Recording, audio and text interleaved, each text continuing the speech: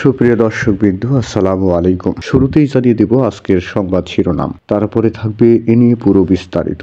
ক্ষমতায় থাকার চেষ্টা করলে শেখ হাসিনার মতোই পরিণতি হবে, প্রধান উপদেষ্টাকে উদ্দেশ্য করে বিএনপির নেতা আমির খসরু মাহমুদ চৌধুরী। হঠাৎ কেন এমন হুঁশিয়ারি, জানাবো পুরো বিস্তারিত।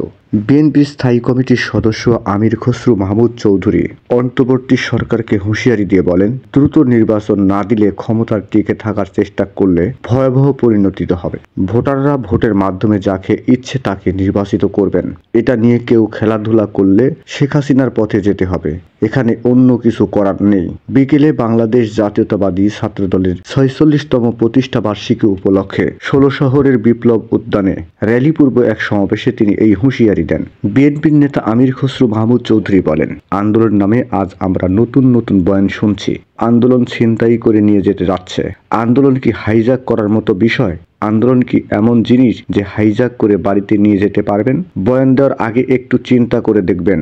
আমরা এই আন্দোলনকে প্রশ্নবিদ্ধ করতে চাই না। এই আন্দোলন বাংলাদেশের 18 কোটি মানুষের। তিনি আরো বলেন, অন্তর্বর্তী সরকারের দায়িত্ব হচ্ছে শান্তিপূর্ণভাবে ক্ষমতা নির্বাচিত সরকারের হাতে তুলে দেওয়া। এর বাইরে আর কোনো দায়িত্ব নেই। আর যে সংস্কারের গল্প করা হচ্ছে সেগুলো হবে আগামী সংসদে, অর্থাৎ নির্বাচিত সংসদ সদস্যরা যত সংস্কার প্রয়োজন তা করবে।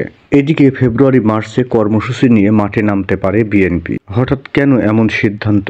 বিএনপি সহ সমমনা দলগুলো চলতি বছরের মধ্যেই জাতীয় নির্বাচন চায়। তাদের মতে একটি অবাধ, সুষ্ঠু ও গ্রহণযোগ্য নির্বাচনের জন্য প্রয়োজনীয় সংস্কার শেষে এটাই যৌক্তিক সময়। এই লক্ষ্য অর্জনে ফেব্রুয়ারি মার্চ নাগাদ বিএনপি কর্মসূচি নিয়ে মাঠে নামতে পারে। তবে তারা সরকারের সঙ্গে সরাসরি সংঘাতে যেতে চায় না। বিএনপির আশা প্রত্যাশা অনুযায়ী ডক্টর মোহাম্মদ ইউনূসের নেতৃত্বাধীন অন্তর্বর্তী সরকার প্রয়োজনীয় সংস্কার সম্পন্ন করে যৌক্তিক সময় নির্বাচন আয়োজন করবে। বিএনপির মতে চলতি বছরের প্রথমার্ধে প্রয়োজনীয় সংস্কার শেষে 3-4 মাসের মধ্যে নির্বাচন আয়োজন সম্ভব। 2025 সালের আগেই নির্বাচন হলে তাদের আপত্তি নাই। তবে তারা অভিযোগ করছে, দেশে পতিত ফ্যাসিবাদের নানা ষড়যন্ত্র চলছে, যা অস্থিরতা বাড়াচ্ছে।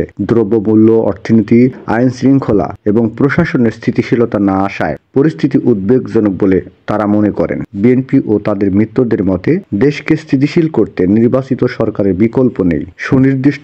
সুনির্দিষ্ট রোডম্যাপের নির্বাচন কেন্দ্রিক সংকটের সমাধান সম্ভব। দেরি হলে সংকট আরো গভীর হবে। জানা গেছে 2025 সালে নির্বাচনের আদায়ে সরকারের উপর চাপ বাড়াতে জনসম্পৃক্ত কর্মসূচিতে নামার সিদ্ধান্ত নিয়েছে বিএনপি। রোডম্যাপের দাবিতে সোচ্চার দলটির অন্তর্বর্তী সরকারকে সরানোর পথে না গিয়ে ধারাবাহিক সভা সমাবেশের আয়োজনের পরিকল্পনাও করছে। ফেব্রুয়ারি মার্চে দেশ জুড়ে বড় সমাবেশের মাধ্যমে নির্বাচন প্রস্তুতি ও জনমত তুলে ধরার ভাবনা রয়েছে তাদের। এর পাশাপাশি দলটি 31 দফা রূপরেখার নতুন ব্যান্ডিং ও বিভাগীয় প্রশিক্ষণ কর্মশালার পর জেলাভিত্তিক কর্মশালার আয়োজন করেছে, যেখানে ভারপ্রাপ্ত চেয়ারম্যান তারেক রহমান ভার্চুয়ালি যুক্ত হচ্ছেন। এই কর্মসূচি শেষে নির্বাচন ইস্যুতে সরাসরি ফোকাস করবেন বিএনপি। বৈষম্য বিরোধী ছাত্র আন্দোলনের নতুন রাজনৈতিক দল গঠনের উদ্যোগে আপত্তি নেই বিএনপির। তারা মনে করেন দল গঠন করে জনগণের কাছে যাওয়া স্বাভাবিক। তবে এটি যদি আওয়ামী লীগ বা আওয়ামী দোসরদের পুনর্বাসনের প্ল্যাটফর্ম বা রাষ্ট্রীয় পৃষ্ঠপোষকতায় গড়ে ওঠে,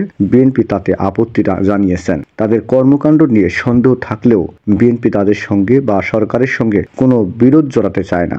বর্তমান সরকারের ব্যর্থতা বিএনপির লক্ষ্য নয়। শত নির্যাতন নিপীড়ন সহ্য করেও ছাত্র জনতার গণ অভ্যুত্থানে ফ্যাসিবাদী শেখ হাসিনার সরকারকে বিদায় করতে পারাকে 2024 এর বড় অর্জন হিসেবে দেখছে বিএনপি। দলটির নেতাদের মতে গণতন্ত্র পুনরুদ্ধার বা পুনঃপ্রতিষ্ঠায় নতুন বছর জনগণের ভোটের অধিকার প্রতিষ্ঠা করা বড় চ্যালেঞ্জ। সব ষড়যন্ত্র মোকাবেলা করে দেশের স্বাধীনতার সার্বভৌমত্ব রক্ষায় রাজনৈতিক দলগুলোর মধ্যে জাতীয় ঐক্য ধরে রাখতে চায় বিএনপি। তারা ধৈর্য ধরে সংশ্লিষ্ট সবার সঙ্গে সুসম্পর্ক বজায় রেখে দেশকে কাঙ্ক্ষিত নির্বাচনের দিকে নিয়ে যাবে।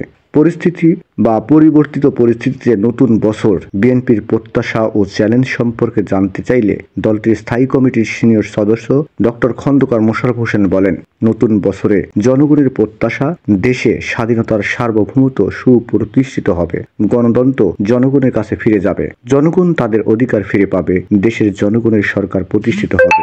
বিগত 14 বছর ধরে যে অন্যায়, অত্যাচার, নির্যাতন, দুর্নীতি হয়েছে তা থেকে দেশ মুক্তি পাবে। তিনি আরো বলেন, সামনে অনেক ইস্যু আছে, সেগুলো মোকাবেলা করা অবশ্যই এক ধরনের চ্যালেঞ্জ। দুর্নীতি, ঘুষ বাণিজ্য, চাঁদাবাজি এবং প্রশাসনের যে পক্ষপাতিত্ব, এগুলো থেকে মুক্ত হওয়া দেশের জন্য অবশ্যই চ্যালেঞ্জ। তারপরও এটা থেকে আমাদের মুক্তি পেতে হবে। বিএনপির এই নীতি নির্ধারক বলেন, আমরা চলতি বছর 2025 সালের মধ্যেই নির্বাচন চাই। এটা যৌক্তিক সময়। সরকার এবং নির্বাচন কমিশন আন্তরিক হলে এটা সম্ভব।